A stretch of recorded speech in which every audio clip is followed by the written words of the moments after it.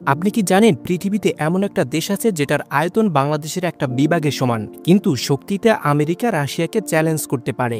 তারা এতটাই উন্নত যে পুরো পৃথিবীকে একাই কাঁপিয়ে দিতে পারে। দেশটার নাম ইসরায়েল। দেশটাকে অনেকেই অপছন্দ করলেও ইসরায়েলের এত উন্নতি অস্বীকার করার নয়। শুধু যুদ্ধই না, ইসরায়েল এমন সব অজানা বিষয়ে ভরপুর যেটা জানলে আপনি অবাক হতে বাধ্য হবেন। চলুন আজ জেনে নেওয়া যাক ইসরায়েল সম্পর্কে এমন কিছু অজানা ও অদ্ভুত তথ্য যা আপনাকে শুধু অবাকই করবে না, ভাবতেও বাধ্য করবে। ইসরায়েলের জন্মই হয়েছে বিপদের মধ্যে। 1948 সালে রাষ্ট্র ঘোষণার পরপরই 5টি আরব দেশ একযোগে হামলা চালায়। ভাবতো, সদ্য জন্ম নেওয়া একটা দেশ যার অস্ত্র নেই, সেনাবাহিনী নেই, তবুও একাই প্রতিরোধ করলো আরব দেশগুলোকে। ইসরায়েলের মূল শক্তি ছিল বুদ্ধি। ইতিহাস ঘাটলে দেখবে অধিকাংশ সফল মানুষই ইহুদি। তারা জানতো যুদ্ধ শুধু ময়দানে হয় না, কৌশলেও হয়। তাই শিক্ষাকে তারা জাতীয় অস্ত্র বানিয়েছে। ইসরায়েলের শিশুরা মাত্র 5 বছর বয়স থেকেই প্রযুক্তি আর সেনাবিদ্যার মধ্যে দিয়ে বেড়ে ওঠে।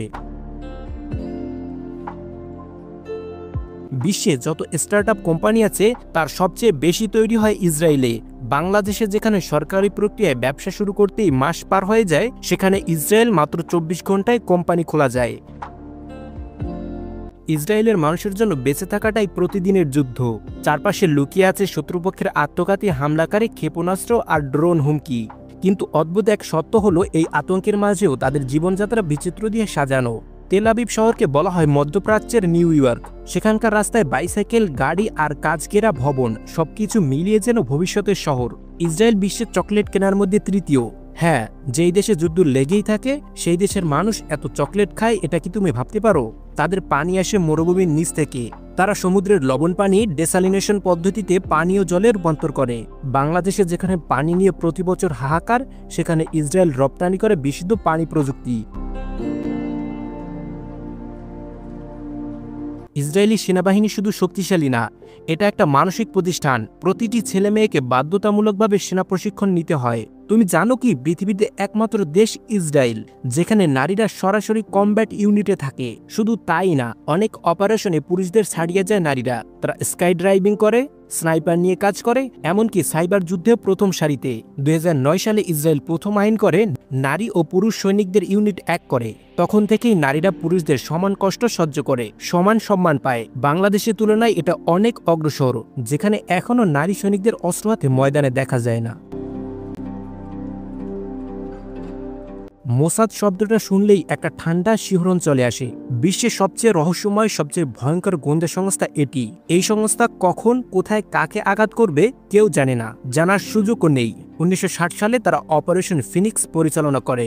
আর্জেন্টিনা থেকে নাৎসি সেনা অ্যাডলফ আইসম্যানকে ইসরায়েলে ধরে নিয়ে আসে। শুধু তাই না, অপারেশন রেড ছিল এমন এক মিশন যেখানে 2000 মাইল দূরত্বের উগান্ডা থেকে তারা জিম্মিদের মুক্ত করে। এত নিখুঁতভাবে মিশন হয়েছিল যেন সিনেমার চিত্রনাট্য।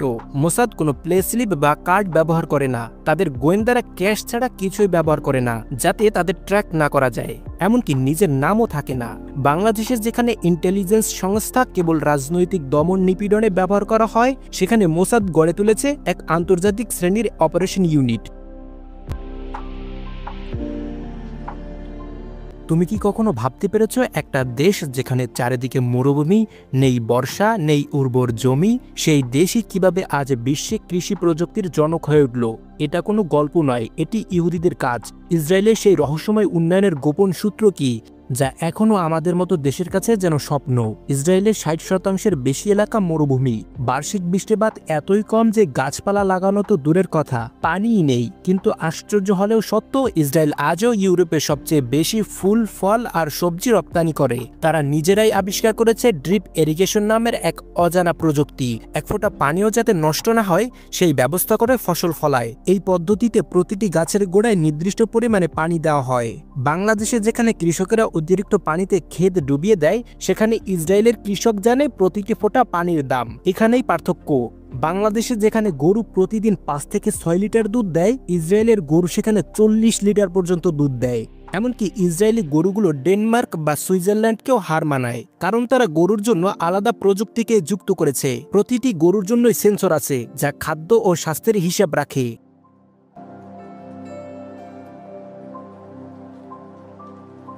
ইসরায়েল এমন একটা দেশ যেখান থেকে বের হয়েছে মোবাইল ফোনের প্রথম ভয়েস মেইল, ফায়ারওয়াল প্রযুক্তি, এমনকি পেন্টিয়াম চিপ। শুধু তাই না, ওয়েজ নামের জিপিএস অ্যাপস এদের তৈরি, যেটা এখন গুগলের সম্পদ। গোটা বিশ্বের সাইবার নিরাপত্তা পণ্যগুলোর 20% আসে শুধু ইসরায়েল থেকেই। জানলে অবাক হবেন, এটা মাত্র 90 লাখ জনসংখ্যার একটি দেশ। তারা প্রতিটি ছাত্রকে স্কুলেই কোডিং শেখায়, আর বিশ্ববিদ্যালয়ে যাওয়ার আগেই সে হয়ে ওঠে হ্যাকারদের মতো দক্ষ। ইসরায়েলে যে পরিমাণ স্টার্টআপ কোম্পানি তৈরি হয়, সেটা সিঙ্গাপুর, ফ্রান্স, এমনকি ভারতের থেকেও বেশি। বাংলাদেশে যেখানে একটা নতুন আইডিয়া নিয়ে লোক হেসে ফেলে, সেখানে ইসরায়েলে নতুন ভাবনা নিয়ে উদ্যোক্তাকে সরকার টাকা দেয়, রিস্ক নেয়, তাই তারা আমাদের থেকে উন্নত।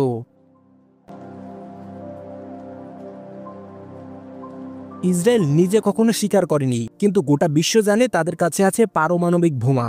বলা হয় ডাইমোনা নামের এক গোপন গবেষণা কেন্দ্রে তৈরি হয়েছে 80 থেকে 200টি পারমাণবিক অস্ত্র। এত গোপনীয়তা যে কোনো সাংবাদিক বা বিজ্ঞানী যদি এই বিষয় নিয়ে কথা বলে, তার জীবনের আশঙ্কা দেখা দেয়। যেমন মর্ডেচাই ভানুনু, সে ছিল পারমাণবিক প্রকল্পের এক টেকনিশিয়ান। যখন সে সব ফাঁস করতে গেল, তখন মোসাদ তাকে অপহরণ করে নিয়ে আসে। এরপর 10 বছরের বেশি কারাদণ্ড দেয়, আর এখনও তার জীবন কাটে নজরদারির ভেতরে। তারা তাদের অস্ত্র কখনো প্রদর্শন করে না, কিন্তু সবাই জানে ইসরায়েলের উপর হাত তুললে ফলাফল হবে ধ্বংস। এটাই ইসরায়েলের ডিফেন্স বাই সাইলেন্সের নীতি। বাংলাদেশে তো পরমাণু প্রযুক্তির বেসিক পরিকল্পনায় গড়তে দশকের পর দশক লেগে যায়, অথচ তারা এই গোপন শক্তিকে নিখুঁতভাবে গোপন রেখে বিশ্বের অন্যতম শক্তিধর হয়ে উঠেছে। ইসরায়েলি বিশ্ববিদ্যালয়গুলো শুধু ক্লাসরুমে সীমাবদ্ধ নয়, ওরা ল্যাবেই তৈরি করে ভবিষ্যৎ। Hebrew university, Tel Aviv university, Weizmann university, এসব নাম শুধু বিশ্ববিদ্যালয় নয়, গবেষণার রাজ্য। তুমি কি জানো হিব্রু ইউনিভার্সিটিতে 8 জন নোবেল বিজয়ী বিজ্ঞানী তৈরি হয়েছে, আর ওয়েজম্যান ইউনিভার্সিটিতে এক গবেষণাগারে আবিষ্কার হয়েছে ক্যান্সার চিকিৎসার নতুন পদ্ধতি।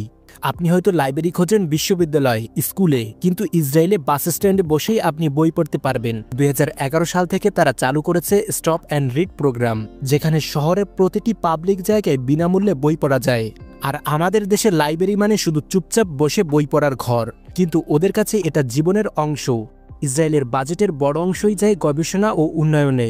বাংলাদেশের বিশ্ববিদ্যালয়গুলো যেখানে র্যাঙ্কিংয়ের ধারে কাছেও নেই, সেখানে ইসরায়েলি ইউনিভার্সিটিগুলোর প্রকাশনা, আবিষ্কার এবং প্রযুক্তির ট্রান্সফার এতটাই শক্তিশালী যে তাদের থেকে বহু উন্নত দেশ ইসরায়েলের কাছ থেকে প্রযুক্তি কিনে। ইসরায়েলে প্রতি 10 জনে একজন পিএইচডি বা গবেষণার সঙ্গে জড়িত। এটা সম্ভব হয়েছে কারণ সরকার নিজে গবেষণায় বিনিয়োগ করে। তুমি ভাবো, একটা দেশ যেখানে চাষের জমি নেই, চারপাশে শত্রু, রোজ হামলার হুমকি, সেই দেশ যদি বলে আমরা কারো কাছ থেকে কিছু কিনবো না, নিজেরাই সব বানাবো, তাহলে অবাক লাগবে, তাই তো? কিন্তু ইসরায়েল ঠিক সেটাই করেছে। অস্ত্র, ড্রোন, সাইবার প্রযুক্তি, এমনকি নিজস্ব অপারেটিং সিস্টেম সবই তারা নিজেরা তৈরি করে। ইসরায়েলি সরকার কারো উপর নির্ভর করে না। বিশ্বের মাত্র কয়েকটি দেশ নিজেরা যুদ্ধবিমান থেকে শুরু করে সাবমেরিন পর্যন্ত তৈরি করতে পারে, আর ইসরায়েল তাদের অন্যতম। তাদের তৈরি করা আয়রন ডোম বিশ্বের একমাত্র কার্যকর রকেট প্রতিরোধী সিস্টেম, যেটা আকাশেই শত্রুর ক্ষেপণাস্ত্র ধ্বংস করে দেয়। এছাড়াও ইসরায়েলের ড্রোন প্রযুক্তি বিশ্বজুড়ে পরিচিত। তারা তৈরি করেছে হারপ নামের এক ধরনের আত্মঘাতী ড্রোন, যেটা নিশানায় আঘাত এনে নিজেই বিস্ফোরিত হয়। এই প্রযুক্তি এতটাই উন্নত যে আমেরিকাও এখন ওদের কাছ থেকে ড্রোন কিনে। ইসরায়েল শুধু যুদ্ধের মাঠে নয়, এখন যুদ্ধ করে কম্পিউটার স্ক্রিনের ভেতরে। তাদের বলা হয় সাইবার সামুরাই। তাদের তৈরি ইউনিট 8200 হলো এমন এক মিলিটারি ইউনিট যেটা পৃথিবীর সবচেয়ে দক্ষ সাইবার ইউনিট হিসেবে পরিচিত। এই ইউনিট গোপনে দেশের সকল সাইবার ট্রাফিক মনিটর করে, এমনকি বিদেশি হ্যাকিংয়ের আগেই প্রতিরোধ করে। মজার ব্যাপার হলো, এই ইউনিট থেকে যারা অবসর নেয় তারা গিয়ে গড়ে তোলে কোটি কোটি টাকার সাইবার কোম্পানি।